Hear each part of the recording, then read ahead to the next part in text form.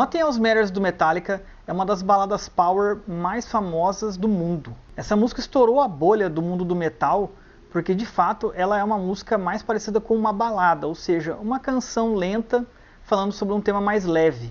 Essa música estourou em várias paradas de sucesso na época que foi lançada. Essa canção possui uma introdução muito memorável, na qual há um dedilhado muito simples, que geralmente muitos iniciantes aprendem, e mesmo pessoas que nunca encostaram no violão conseguem tocar mais ou menos parecido. Mas o que está por trás dessa simplicidade? É de fato muito fácil de tocar ou o que vem depois já quebra toda essa ideia? Meu nome é Denis Carmonari, sou professor de guitarra há mais de 15 anos, bacharel em composição regência e mestre em musicologia. Não se esqueça de se inscrever no canal, dar um joinha para me dar uma força. Caso você tenha interesse em fazer aulas comigo, o link para o contato está no primeiro comentário e na descrição. Então vamos lá que eu vou explicar tudinho para vocês. Nothing Else Matters foi gravada e lançada em 1991. Ela faz parte do famoso álbum do Metallica Black Album. Essa é uma música muito peculiar, muito especial no repertório do Metallica.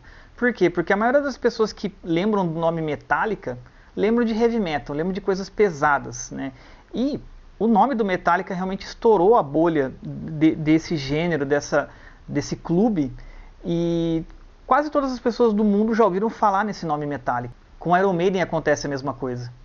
Mas provavelmente nenhuma música do Iron Maiden é tão famosa quanto Nothing Else Matters. E eu creio que, claro, além de realmente o Metallica ser uma banda que é uma das maiores da história do heavy metal, especificamente essa música ajudou a espalhar o nome do Metallica. Qualquer pessoa minimamente que gosta de música, que ouve, né, alguns estilos, né, não fica só numa coisa, e pessoas realmente que ouvem música mais passivamente na rádio, esse tipo de pessoa tem a grande chance de conhecer essa música.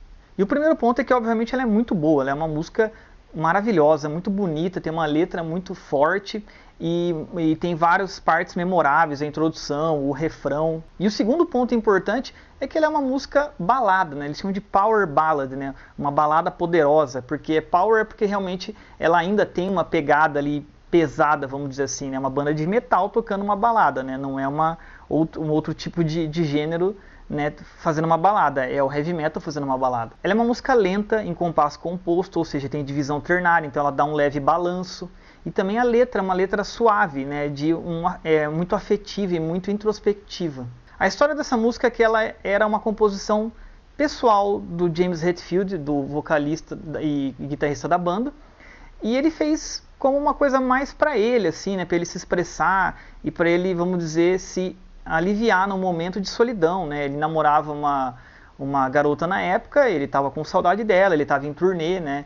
E ele queria estar próximo da pessoa, e ele de fato estava falando com ela no telefone num certo momento, né? Tentando matar essa saudade, e, né, como todo músico lá em hotel, geralmente está com o instrumento na mão, ele estava provavelmente com o violão, né, na mão, que é uma coisa mais acústica, não precisa ligar nem nada, e ele estava falando no telefone. Só que para falar o telefone ele precisa segurar, né, o aparelho aqui, né, é difícil fazer assim, né, porque a gente tem alguns tipos de aparelho mais antigos, então ele estava segurando aqui, né, e tinha uma mão livre, né, para ficar fazendo o que ele quisesse, e no caso ele estava segurando o violão. Então provavelmente ele começou a simplesmente dedilhar aqui, fazer qualquer coisa assim, né, e no final das contas ele estava fazendo um arpejo do acorde de Mi menor.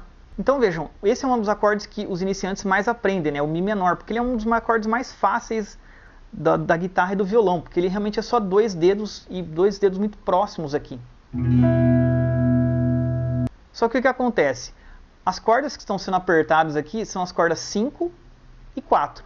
No entanto, no dedilhado que o James fez, ele não usa essas cordas não são tocadas.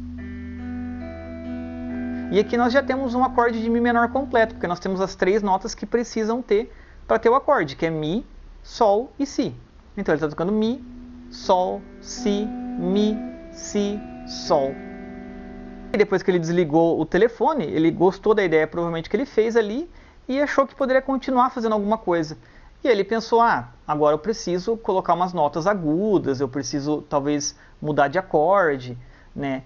E aí ele continua pegando a ideia de cordas soltas, né? E isso já transporta a gente para essa outra ideia de chord melody, né? O chord melody, ele é o que o nome diz, né? É uma melodia acompanhada de acorde. Então você consegue fazer acordes enquanto você está tocando uma melodia.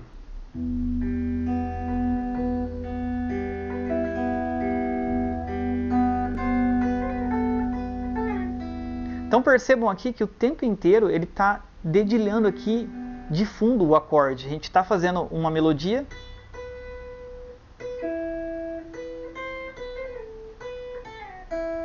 Né? A gente tem uma coisa na ponta aqui, na parte mais aguda, e o dedilhado ele continua, né? Ele para em alguns momentos, mas no geral a gente está ouvindo esse som aqui de fundo.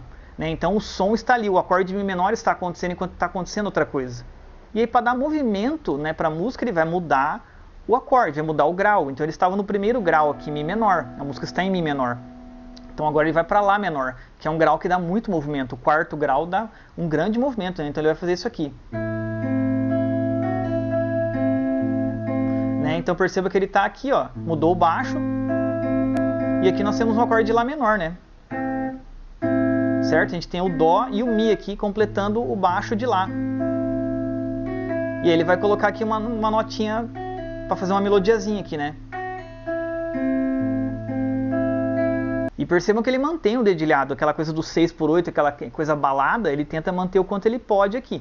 E olha que legal, ele vai fazer também com que outras partes do dedilhado, não só a melodia, se tornem mais movimentadas, né? Então ele vai fazer isso aqui. Ele fez um baixo movimentado. Certo? Então ele saiu de Lá e foi para Dó. Nós temos Dó aqui agora. Né? O acorde de Dó aqui, ó. Então de Lá menor ele passa para Dó. Então, né? Perceba então que ele faz um dedilhado um pouco mais rápido aqui agora. E continua uma melodia aqui na ponta. E aí depois ele vai para qual acorde? Se nós estávamos em Dó aqui e arrastamos duas casas, fomos para Ré maior. Né? E aí faz uma melodiazinha aqui na ponta também. E aí que legal depois, né? Ele volta para Mi e faz o Mi aqui com os harmônicos, né? Ele coloca a sonoridade dos harmônicos que deixa mais airado o som aqui, né? Fica bem bonito. Então percebam aqui qual que foi a harmonia total até agora. Ele fez Mi menor, Lá menor, Dó e Ré. Uma sequência bem comum de acordes, né? Mas que ele colocou de uma maneira que bem trabalhada, que parece que está acontecendo várias coisas ao mesmo tempo. E aí vem a segunda parte do dedilhado, que ela é um pouco mais quadrada, vamos dizer assim, ela é um pouco mais acordal, que a gente fala, que tem mais uma ideia de acorde, não de melodia. Mas ainda assim ele mantém um padrão interessante, que não é só um dedilhado puramente, né? Então ele vai fazer o... A gente está ouvindo essa nota aqui na ponta, a gente pensa que ela é melodia, né? É que ele fez um Mi menor em pestana, daí ele vai fazer... Então a gente ouviu. Aqui está a melodia.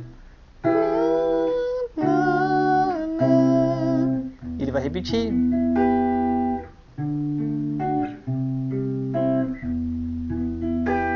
Agora ele vai mudar a última parte do dedilhado para...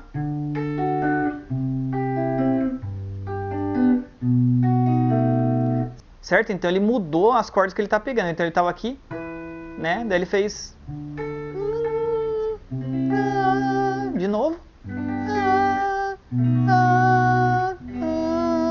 Então ele faz uma descida bonita aqui, né?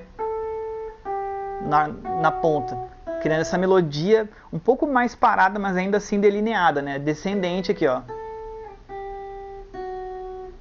Certo? Então, isso é legal. Lembre-se que quando vocês pensarem em dedilhados, pensem na nota mais aguda que está acontecendo. Ela é muito importante. Geralmente as notas de extremidade. O baixo é a nota aguda. Se vocês souberem conduzir ela, dá toda a diferença para um dedilhado. E aí quais são os acordes que ele está fazendo aqui? Bem, na primeira vez ele estava só repetindo Mi menor, Ré e Dó. Então primeiro grau, bemol 7 e bemol 6. Por que temos que falar bemol? Porque a gente sempre compara com a tonalidade maior, né? Ao campo harmônico maior. Como o campo harmônico maior teria a sétima aqui, né? Como ela está aqui agora, ela foi rebaixada, então a gente fala de bemol 7. E a mesma coisa com bemol 6 aqui, certo? Na última vez que ele vai fazer todos esses acordes, ele vai colocar um bemol 3, também porque ele é rebaixado na tonalidade menor, que é um Sol. E aqui nós temos um dominante, o famoso dominante quinto grau maior aqui, um Si com sétima. É um acorde, o mais importante depois da tônica, porque ele leva para a tônica. Percebam só, isso se chama cadência perfeita. Bem, ao longo de toda essa música, ele vai fazer uma base aqui diferente, né, da introdução. Né? A introdução é um espetáculo à parte dessa música, e aí vem o dedilhado de fundo, que ele vai cantar, vem uma base mais, né, batida mesmo, né, em strumming, que a gente chama, no refrão. E aí vem a parte mais heavy metal, para dar aquele peso de power ballad, que é o solo. Né? A música vem uma parte ali que, né, a bateria entra com mais força, entra uma distorção, uma guitarra mais rock and roll, e quem faz o próprio solo é o James também. Assim, como, né, era de se esperar, uma música totalmente dele, né, que ele se entrega muito para a música, né, então o solo é dele. Essa é uma das duas músicas, inclusive, que o Kirk não toca na história do Metallica, a primeira sendo Anesthesia, do primeiro álbum, que é um solo de baixo e bateria, e essa música aqui. Essa é uma música muito introspectiva, né, inclusive o James não queria lançar a música, né, ele ia deixar só pra ele. E o Lars ouviu uma gravação e adorou e falou, não, cara, isso aqui tem que estar, entendeu? E aí o James foi construindo a letra pensando muito nisso, né? Que ele tá se abrindo, nunca se abriu assim antes, né? Então ele tinha esse medo de que a comunidade julgaria ele ou a própria banda julgaria ele. Mas o Lars insistiu e falou, não, cara, é isso aí. E ele aceitou o desafio e falou, eu vou me expor, eu vou mostrar, né, e vou falar de sentimentos, né? Então ele fala um pouco de solidão, de saudade nessa música, de confiança. Né? E aí é uma música totalmente dele, né? Muito pessoal, por isso que ele achava que o Metallica era uma banda de 4 integrantes, ele não queria jogar uma coisa tão pessoal. Mas o Lars insistiu e foi uma das melhores escolhas, né, que o James tomou na vida, né, de aceitar lançar essa música. Bem, então é isso aí, galera. O que vocês acharam dessa minha análise? Pararam para pensar que parece simples, mas não é? O dedilhado inicial realmente é uma das coisas mais simples que existem, né? Realmente uma pessoa que acho que nunca pegou um violão, ele conseguiria tocar mais ou menos isso aqui, né? Só que a beleza está nisso e no que vem depois, né? Então ele começa simples porque na guitarra é simples de fazer um arpejo de Mi menor. Porque a guitarra é construída de uma maneira que o arpejo de Mi menor fica fácil. Mas isso não significa que é simples ou é pouco valoroso isso aqui. Pelo contrário. Deixem nos comentários aqui se essa foi uma das primeiras músicas que vocês aprenderam, ou pelo menos essa parte aqui. Não se esqueça de se inscrever no canal, dá um joinha para me dar uma força. Caso você queira fazer ela comigo, o link para o meu contato está na descrição ou no primeiro comentário. Um abraço e até a próxima.